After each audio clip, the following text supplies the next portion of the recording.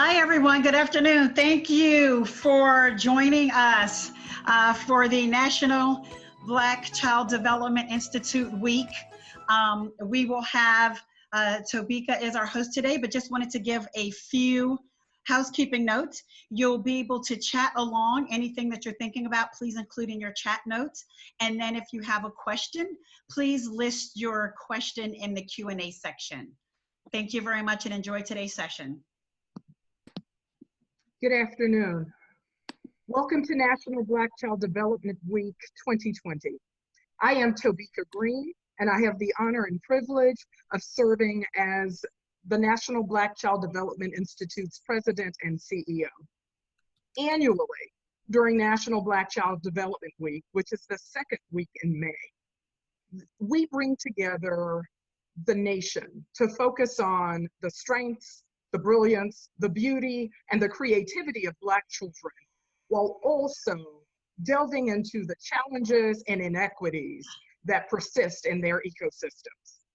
The National Black Child Development Institute is celebrating 50 years of unapologetic pursuit of our mission to improve and advance the quality of life for Black children and families through education and advocacy. The National Black Child Development Institute develops and delivers strengths-based, evidence-based, culturally relevant, and trauma-informed curricula, training, and technical assistance. With our national affiliate network, we inform and advocate for policies that are equitable, for policies, for regulations and legislation that are equitable and are implemented in a manner that lead to our children being successful in school and in life. I pause now to share that our National Board of Directors and staff join me in sending warm greetings your way as we as a nation and indeed the world are currently grappling and working to adjust to the coronavirus pandemic. We are so glad that you joined us today. We have been sharing with families and caregivers from around the nation. And as we have conversations with them, there are two things that dominate the conversation: homeschooling and food insecurity. Homeschooling, I'm happy to say we will be addressing throughout this week with panels that feature education experts, but then also every day at 4 p.m., we are hosting a happy half hour. And that will be an opportunity for you and your children to engage in some of the most active and fun and culturally relevant activities of the day. Make certain to mark your calendars for 4 p.m. Eastern every day for the happy half hour. As I said, food insecurity is the other issue of the day. And we are the National Black Child Development Institute, which means that we take a strengths-based approach to this subject. So joining me today are two communities of faith, Black churches, that are working to alleviate food insecurity in Black communities in Chicago, Illinois, and in the DC metropolitan area. Joining us are the Reverend Anthony Tony Lee, pastor of Community of Hope African Methodist Episcopal Church, located in Hillcrest Heights, Maryland, and also the pastor of Trinity United Church of Christ, located in Chicago, Illinois, the Reverend Dr. Otis Moss III. We are also joined by Mrs. Monica Moss of Trinity United Church of Christ. She is the First Lady of Trinity, and she also sits on the board of directors of the Greater Chicago Food Depository. Welcome to you all. Thank you for joining us. We are so grateful that you and your families are well. Mrs. Moss, given that you sit on the board of directors of the Greater Chicago Food Depository, we're going to start the conversation with you. 37 are food insecure. The United States Department of Agriculture defines food insecurity as a lack of consistent access to enough food for an active, healthy life. Again, 37 million Americans are food insecure. And Mrs. Moss, because we sit on the Illinois Action for Children Board of Directors, I'll also say that 11 million American children are in homes that are food insecure. So as a member of the board of the Food Depository, and this, I will say, was happening before COVID-19, can you share with us, as a result of COVID-19, what you all are hearing? Absolutely. And let me start by saying thank you so much to you, Ms. Tobeka Green, and the entire network of the National Black Child Development Institute. The work you do is amazing as you continue to keep us informed, inspired, and equipped to serve the needs of our children, especially our African American children who are disproportionately affected and even disrupted by many of the challenges of the social and the economic challenges that they're facing right now here, especially with the COVID-19 crisis. So what we're seeing through the Greater Chicago Food Depository, which is a part of the Feeding America network, we are seeing that families are in need of food unlike ever before. I just saw recently that in the city of Chicago, the need has increased over 60%. We are seeing food pantries and congregate feeding that no longer can take place, but in places like soup kitchens, and people are in desperate need for food. So the need has increased exponentially. People that used to serve 100 people a week are now serving 1,000 people a week because the need is growing every day. We also know that just because of the disproportionate impact of COVID-19 on the health of African Americans, we are less likely to be tested. We are more likely to contract the COVID-19 virus. And so we are seeing that this is impacting families who are no longer able to work, families where one person in the household is supporting an entire household, whereas everyone used to. So one of the greatest needs is that mothers are saying that they are unable to give their children enough food. Children are going hungry, and it is having a devastating impact because of a lack of access to food and the money to purchase food. And so that is why it's so important for systems like the SNAP benefits, where we need to ensure that people will have access to food.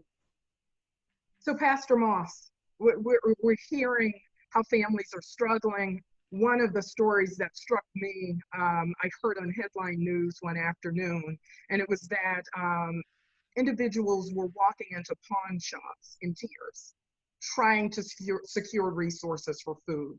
Tell us how Trinity is stepping forward, as you often lead, to ensure that our communities are fed. Certainly, and again, thank you for allowing all of us to be a part of this conversation, which is critical during this time period. Trinity United Church of Christ in Chicago, Illinois, has built a relationship with the Greater Chicago Food Depository, where Sister Moss now serves as chair. We're experiencing a food crisis as a result of COVID-19, but also because of the lack of leadership on the federal level has created confusion on the local level.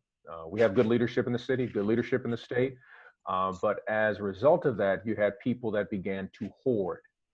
For people who shop every other day for what they need, they are unable to place their food in a food pantry, in a freezer, in a large refrigerator.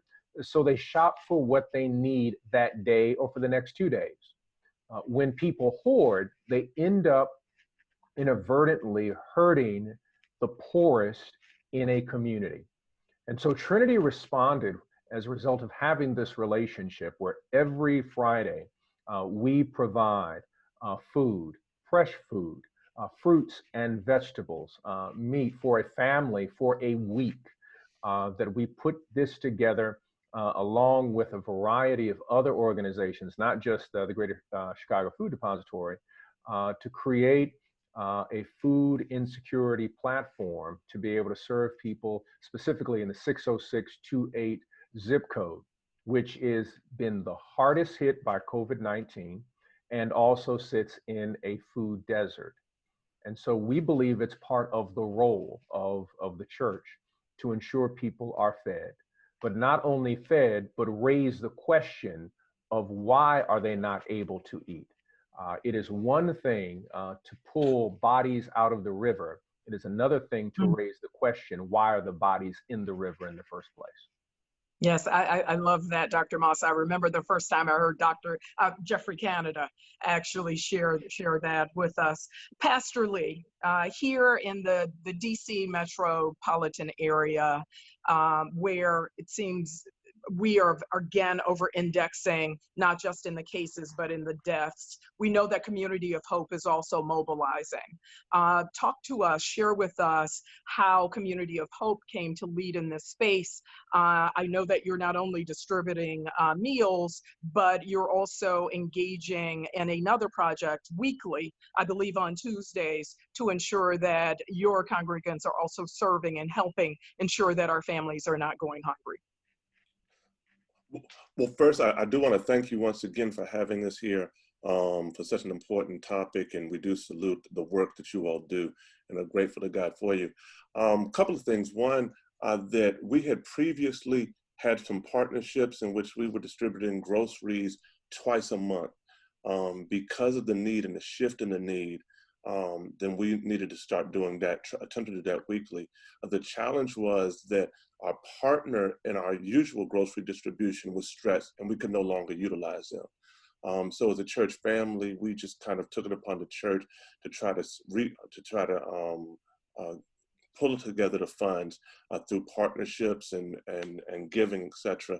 And so we've been able to give out groceries now every week, to be able to give out 500 boxes of groceries to feed families of 4, as well as through partnership with our county executive, as well in our county, as well as the World Central Kitchen in Jose Andres, that we've been able to give out 1,000 hot prepackaged meals weekly as well. And so those are some of the things we've been able to do, as well as just some of the work and meeting the needs around masks and toilet paper and those other essentials. I'll say to both pastors, given that 26% of Black families were food insecure prior to COVID, now having so many operating without paychecks, how are we looking? And I'm a member, I should say, full disclosure, of Pastor Lee's church, Community of Hope. And how are we Great looking? Church. Thank you. Great pastor. I should say we are among friends today. This is a conversation among friends.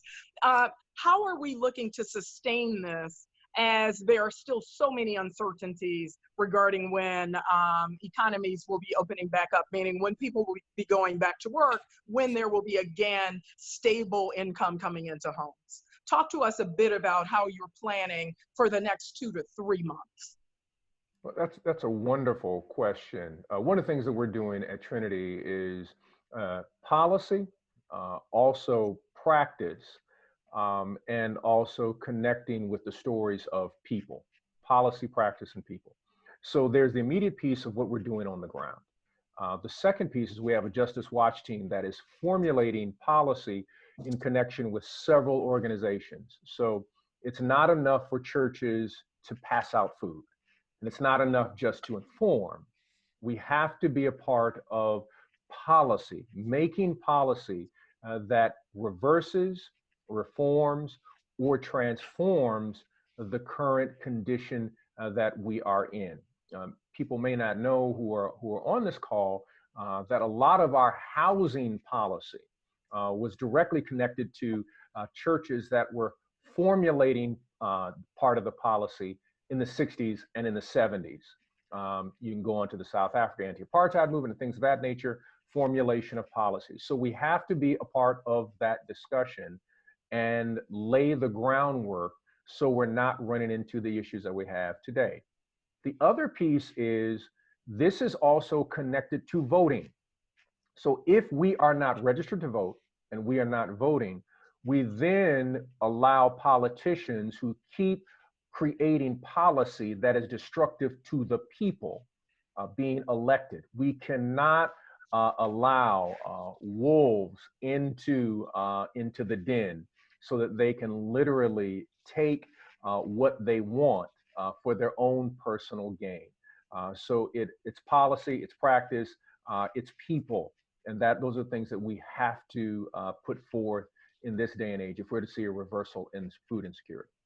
Thank you, Pastor. Pastor Lee.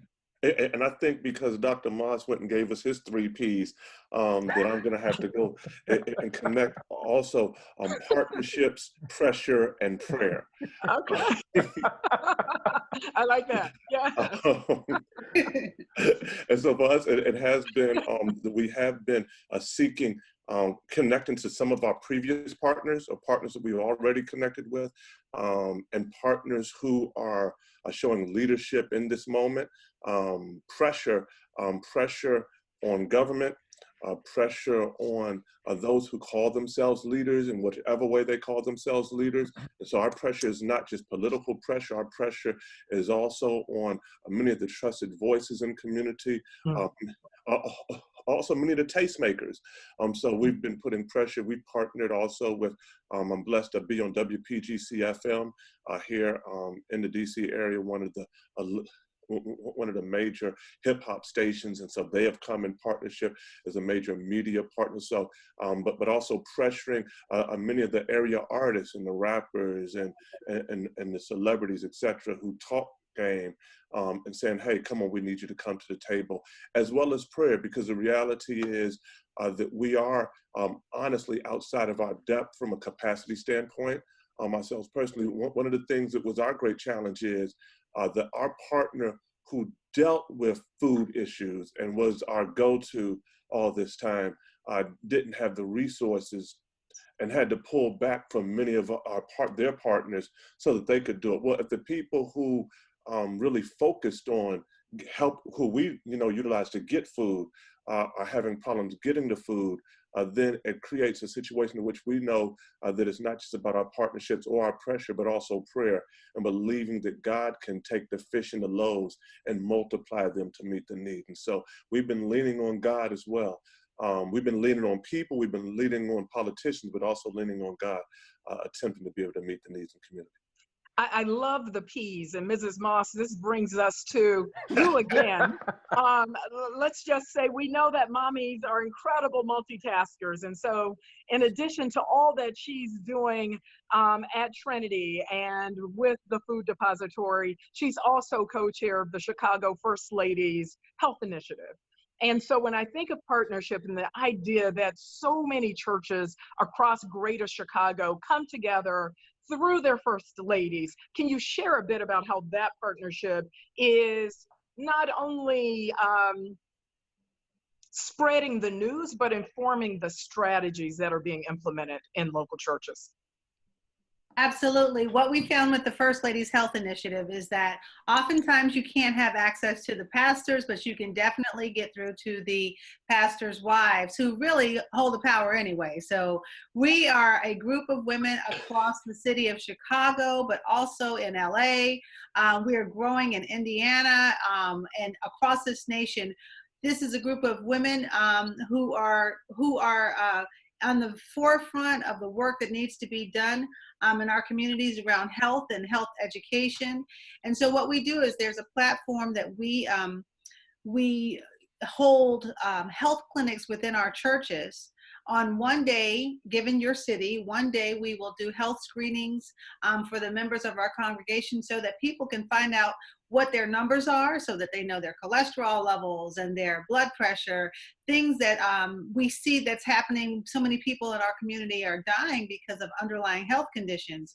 And so we want people to be informed. We want them to be excited about taking charge of their health. And so the First Ladies Health Initiative is a way that we do that as a collective group. We have speakers that come out each into our churches to inform our congregations. We are providing health information and education within our communities, specifically for people of African descent primarily, but really working hard to make sure that people can just be as healthy as possible, and so that we can just continue to thrive and to be able to get beyond some of these things that can be avoided and prevented. So we're talking policy, we're talking partnerships, we're talking prayer. Let's focus. I want to share first with everyone joining us today that the National Black Child Development Institute has partnered with both churches.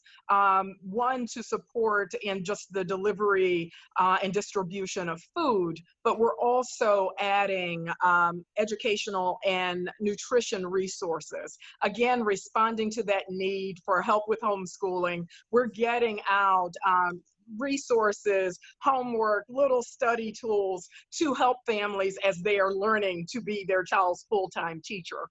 But let's talk about how other organizations like our own, other entities in the community, as well as just citizens in general, can be more supportive. I've long said that often it's our older members and congregations who mobilize during the day to help provide services, but we know now that they're at greater risk. Talk to us about how we all can now support the efforts like those that you're implementing at both Trinity and Community of Hope. I can start. One of the things that has been a big blessing, and I'm sure Reverend Lee has seen this, and we are seeing it in Chicago, is people are itching to help. They want to get out of their homes. They want to be able to get involved and to help in some type of way. Some people are a little afraid because they fall into categories where the risks are higher, but we have seen an outpouring of support for just about everything we've asked for, especially with our food distribution efforts. We have had so many people who have come out to volunteer. Of course, we provide PPE, and we're making sure that people are socially distancing and trying to stay as safe as possible. But even things like one of our elders, she coordinated a group of people to make masks. So that the cloth mask, so that she said, I can't be out here to help you, but there are ways that even on a micro level that people are able to help. They just want to contribute and feel connected, especially to their communities of faith still. So people are making meals and checking on friends and just making sure that they are keeping community engaged. Wonderful. Yeah, I also think that one of the things that has been helpful for us, we have so many people who want to help when we're doing the giveaways that we actually have too many. And so we're actually not able to utilize everyone so that we can do the social distancing, et cetera, and keeping people safe. But one of the things we've been blessed to do also is to allow people to help us online. Tell them they can help us right where they are. And so we've developed a group called our Digital Disciples. And those folks literally are just a group of folks who have signed up that we can send them an email once a week, not to blow their emails up, but just send them some kind of a graphic or some kind of information we want to get out to community. And they're just saying that they'll take our once a week kind of graphic and post it to all of their social media to help us get the word out. So whether that's getting the word out about just encouraging folks to stay at home, or information about stuff around people's health, or the work we're doing around heart health and some other things, but just basic information that can get out to people. And so people can also just help us make some of these messages go viral, as well as we've experienced an incredible outpour of small gifts that people just right where they are saying, hey, Rev, can we put 5 on it? And these aren't necessarily Community of Hope members. They're just members of the community who are saying, hey, we see the work that you're doing, and we'd like to try to give towards it to be able to help you to further do the work. This is certainly a time of innovation and creativity. And what is happening in the midst of crisis is that we're just seeing incredible creative work, just as what has been mentioned. The fact that seniors who cannot come out say that, well, I will make a mask, several masks from what's left over. So they went from quilting to now making masks, which is a beautiful thing to witness. And young people who are e-learning are now coming out to volunteer and looking for their service hours at the same time in the midst of crisis. So we have incredible opportunities. So I would say to everyone, utilize this time for creativity, to use your imagination. We have to think outside of the box in this time period if we're to save lives. Thank you. I remind everyone, as I said, we are strengths-based. And here are examples of what's working, how our communities, how our people are mobilizing to support one another. And it's so important. I'm often on the news and just looking for those stories that are highlighting the incredible acts of kindness that are taking place in our communities. So it's wonderful to have those highlighted today. To be responsible in being both strengths-based and knowing that we need changes throughout the system coming out of COVID-19. Let's talk a bit about how you both challenge and embrace and ask, call to action your membership to inform the policy changes that will be needed. Again, 26% of our families were already operating in a food insecure space. So let's talk a bit about how we can, through our faith communities, actually begin to apply the pressure that's needed.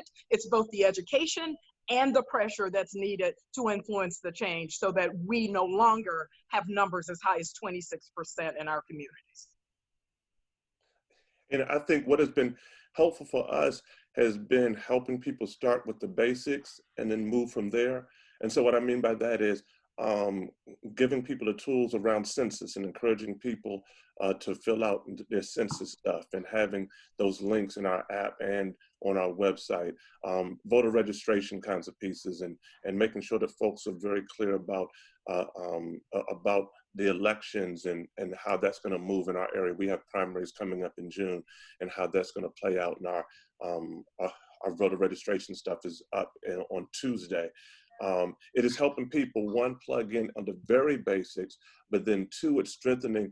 We have a social justice ministry arm, and it's then doing some of the things with that arm that's helping to dig deeper into the policy stuff so that folks who want to dig deeper can dig deeper, and then showing them some practical activities that they can do around some of these areas. And so I think that it's going from the basics for people, having different on-ramps for people.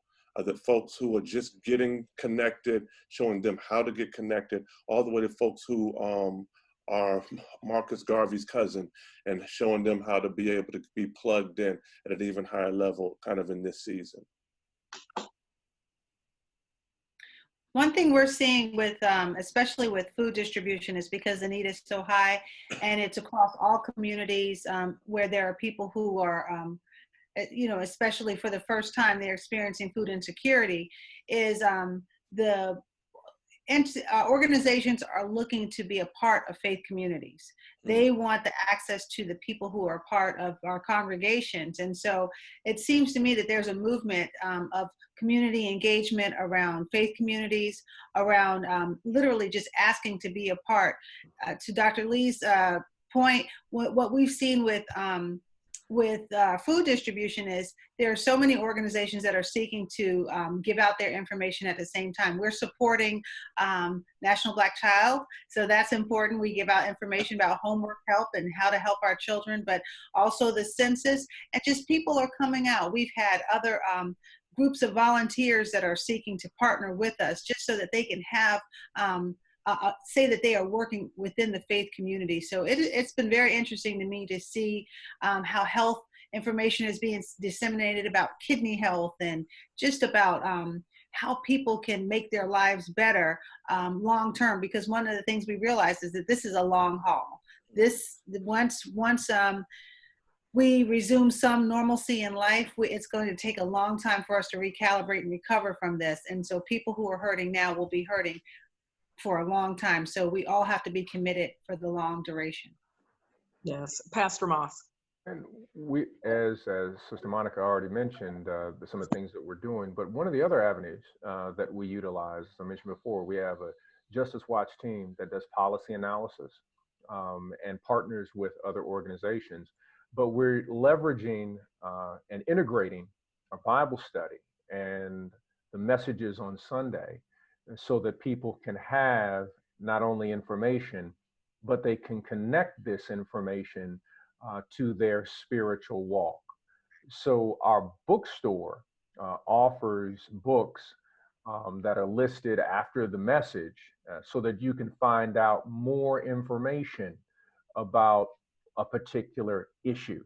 For example, mass incarceration and a list of books that deal with issues of mass incarceration. I used Facebook Live last week to talk about mass incarceration, but used the television show The Wire as the entry point to explain how The Wire is essential viewing for the mass incarceration, but then giving you information about Michelle Alexander's new Jim Crow, Ta-Nehisi Coates, 8 Years In, and The Condemnation of Blackness by Dr. Khalil Gibran Muhammad.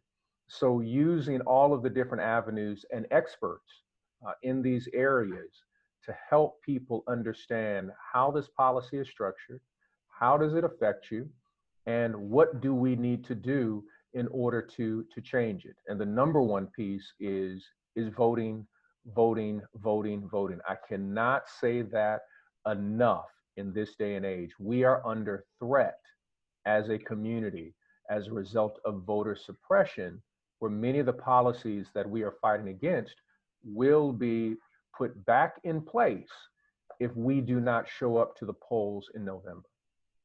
You know, Dr. Moss, I'm always asked at the end of a panel, what's the one thing we can do? And typically we're discussing education, and it's always vote, vote, vote. It is so critical. I do want to share with all, we are opening up for questions, so please text your questions.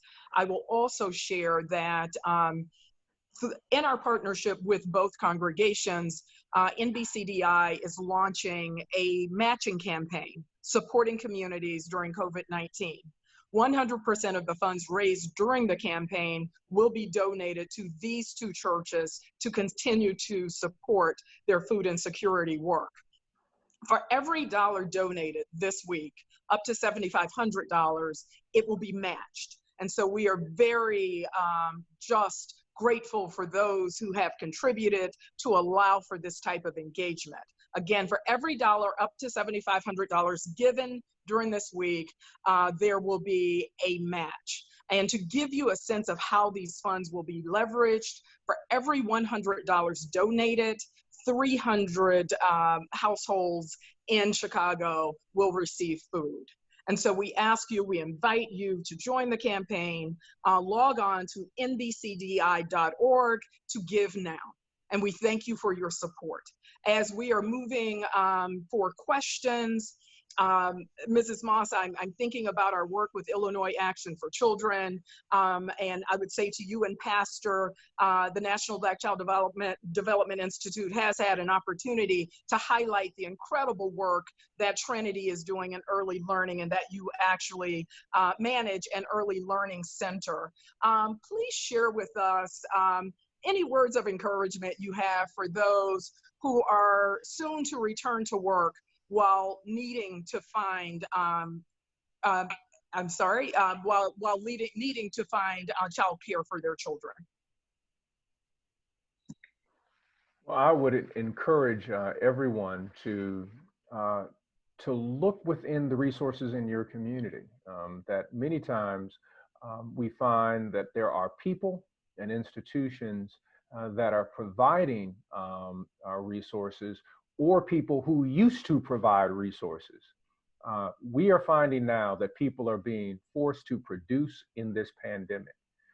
They're utilizing their skills. Those who were former caregivers are now coming out of retirement and creating places for care of children.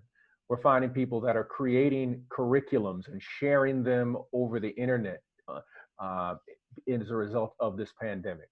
So this is a time where we are being forced to produce in ways that we never thought we would. And we are being called to an entrepreneurial spirit. We cannot simply depend on institutions, but we have to create institutions within ourselves. And this may be the moment where God is calling you to design something, to step out and take a leap of faith and produce something that will bless a variety of people in your community. I love that. Pastor Lee, community of hope where everybody has a chance is just entrepreneurial by nature. Share with us your thoughts on the same, please. Well, I think that Dr. Moss has just been so eloquent in all that he shared. That for us, one of the things that we have been attempting to do is to really empower those in community who are doing good work. It's been identifying those who are attempting to do good work in this kind of entrepreneurial fashion, and then seeing how the church's resources or access can assist them, whether it's helping them to navigate some of the systems of government and utilizing some of our political influence to assist them in the work they're doing, or whether it is even sharing resources with them, etc. But just identifying and kind of finding out, as we say, in the hood, who's got the weight, finding out who is really kind of doing the work, and then utilizing our connections, our resources to be able to help them to do what they're doing even better. Thank you. For all questions, they will be open to the panelists. Our first question is from Linda King. She asked if there are a list of partners that you would recommend they connect with.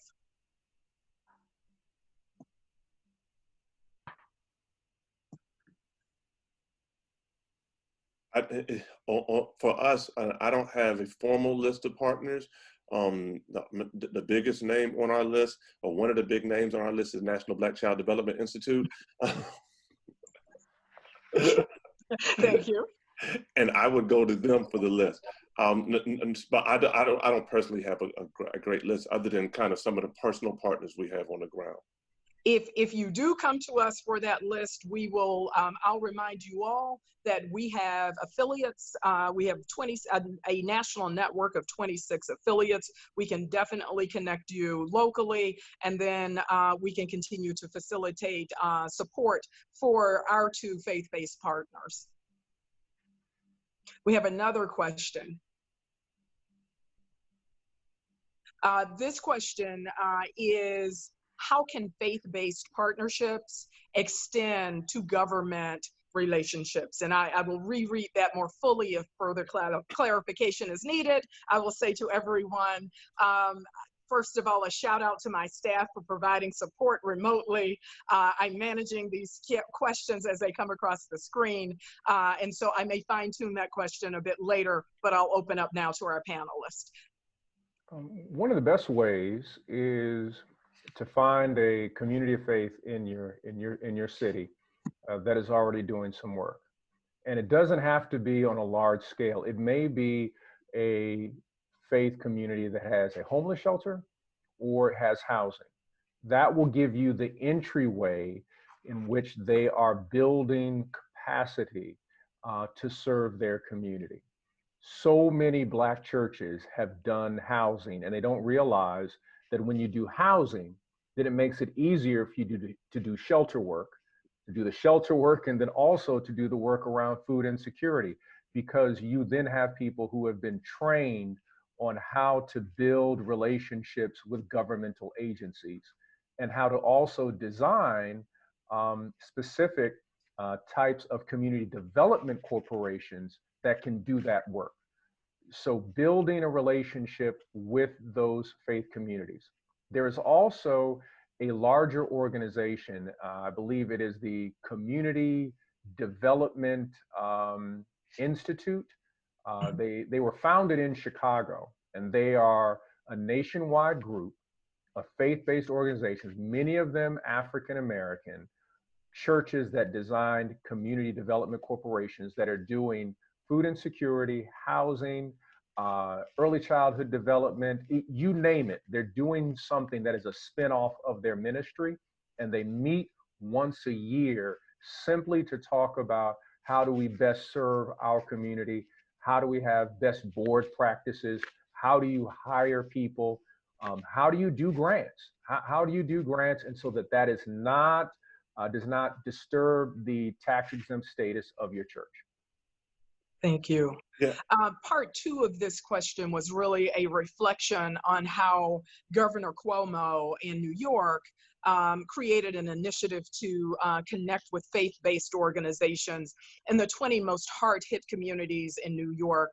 I would ask both of you to reflect on how your, here, Pastor Lee, I know it's the county executive in addition to the governor, and of course, Governor Pritzker in Illinois. If you could reflect on how your governments have been responding and partnering with your churches in particular. So I think for us, it's been a real blessed relationship. We have a great relationship, whether it's been with our county executive, whether it's been with our county council members, or even our chief of police. But those relationships have really been coming to bear during this season. So the food that we're able to give out, the prepackaged meals with the Rural Central Kitchen, that came through relationship with our county executive. So Prince George's County government brokered that relationship and has made several churches locations. That because we've done a lot of work with and developed relationships and partnerships with our family services department and social services in the county, that we've been able to broker those relationships to do some of the work. The other thing though, is I think that this is a season in which the church is being resourced to government and not just the government being resourced to church. Mm-hmm. And so what we've been able to do is early on when the government was having issues, maybe sourcing some things. So we would ask our folks in government, what are some of the things you all need? And they had just made kind of the declaration that everyone had to wear masks. Well, the church gave the government 5,000 masks. We had an issue. They had issues around sourcing toilet paper for a lot of their senior centers. And so we found out how much toilet paper was needed, and we provided about 3 weeks worth of toilet paper for the 20 senior centers. So we gave the government 5,300 rolls of toilet paper. So far, whether it's in our working community or we've done 17,000 masks and 11,000 rolls of toilet paper. So we've been that resource to the government. And in that, then it shows the church's strength.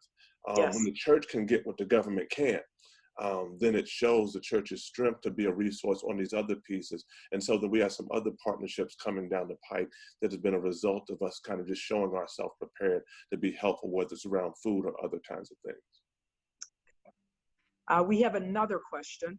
Monica, I definitely don't want to, I want to give you an opportunity to respond if you'd like. Okay, our next question is, how can the faith community partner with farmers to access and utilize the produce and dairy that is being left to rot in the fields or is being thrown away daily? One thing I think it's going to, once again, the creativity of that's coming forth as a result of this pandemic. I think that the supply chains for food are being challenged in so many unique and different ways. The having the ability to ship out foods is changing on a daily basis. While the need is growing, the solutions are very interesting, as we're seeing how animals are having to be slaughtered and killed and won't feed anyone, and produce is rotting in fields. So I think one of the things that may come as a result is that there will be strengthened relationships with the local food economies through either grocery stores or directly with farmers. And so that's going to be an interesting outcropping of this, to see what will actually happen as people work directly with local farmers and being able to support local agriculture and animals. So I think that it's wide open at this point. Once again, it's kind of the necessity of need to see how it will develop. Thank you. I would add to that there are a couple of organizations that people may want to look at. If you're in Illinois, there's a group called Faith in Place. Nationally, there's a group called Green the Church. Then there is also Green for All. And they have some great resources of how do you build relationships with farmers. So Faith in Place, that's Illinois. Green the Church is national. Green for All also is national, and all those organizations can put you in touch with farmers and farmer marketing collectives and co-ops. And also, Tobeka, I think that there are ways in which farmers can also assist churches with technical assistance. And I know that they're doing a wonderful work up there at Trinity with the work they've been doing. For us, we had just shaped a partnership with an organization called Farming for Hunger, as well as Iverson Mall, a mall in our area, to build out an urban garden. And so at one point that was good.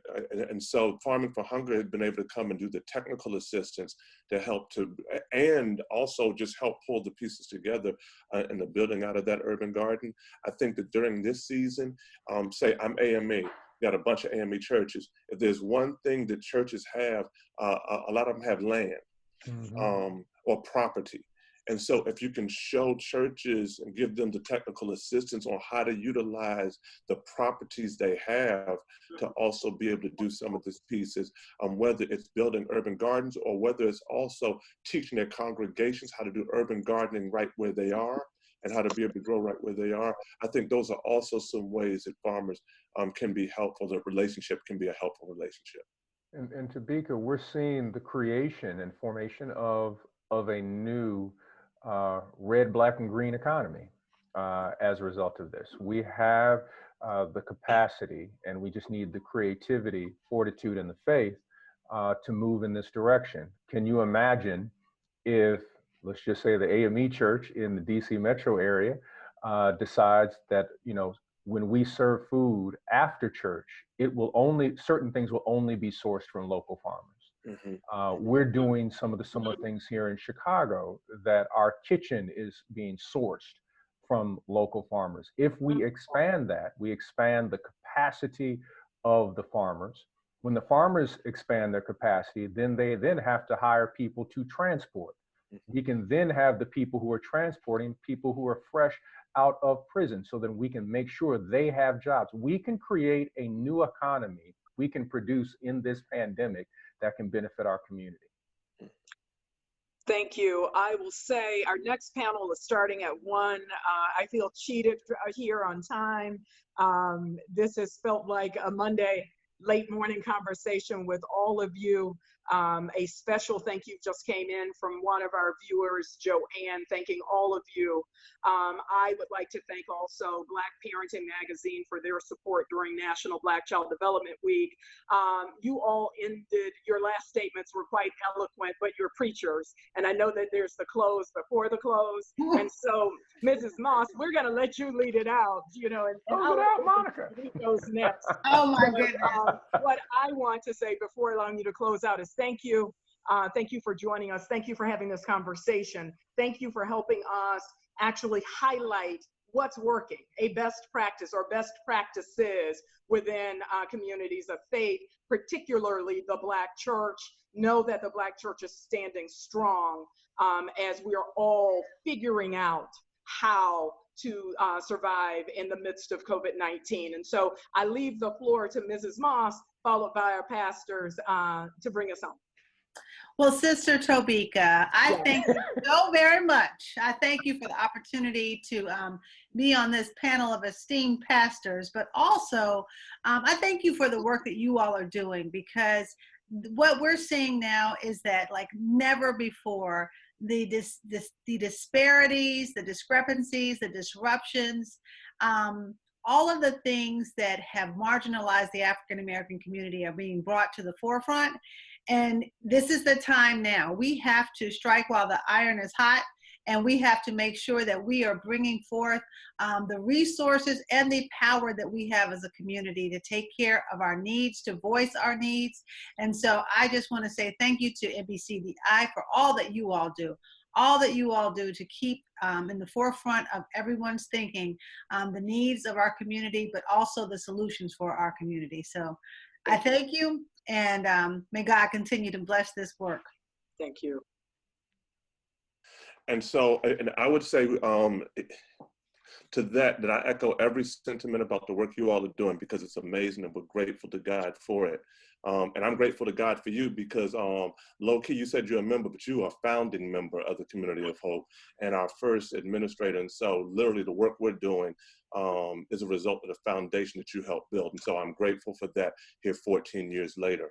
The thing I would say to everyone, though, is to remember that the church is built for pandemic. That Christianity has always shined in the midst of epidemics and pandemics. That is when we are able to show who we are. One of the things that we realize in seminary, they teach you all these ologies, theology and pneumatology and eschatology and missiology, but there's another one that's called ecclesiology, or basically what is the church? And I think that in this moment, we are getting to the foundation of, or coming back to, who we really are. I think our ecclesiology has been skewed for a while. Come on. I think that it's moments like this that cause us to get to the root and the heart of the matter, and they shall know that we are Christians by our love. Yeah. When we get out here, that we've been blessed on Sundays, that we have online Sunday service, but we're also giving in community on Sundays. And so we say that we're online in service, but we're also in community being of service. And I think that it's causing us all to dig down and say, who are we? We're the church, and churches are built for pandemic. This is our time to shine. I'm talking about if we can't shine now, we can't shine. And so it's the church's time to be the church and let the community know that we are Christians by our love. Love Amen. it. Love it. Amen. Let the church say amen. Amen. Pastor Moss, was that the close? That was the close. He closed already. I know better than that. He closed. Wonderful. Pastor Lee, thank you for taking us to the cross, bringing us home. That's right. Thank you for joining us. Please stay tuned. We have programming throughout the day, and we look forward to you joining us. And definitely don't forget the happy half hour at 4 p.m. Eastern. Thank you all. Thank you.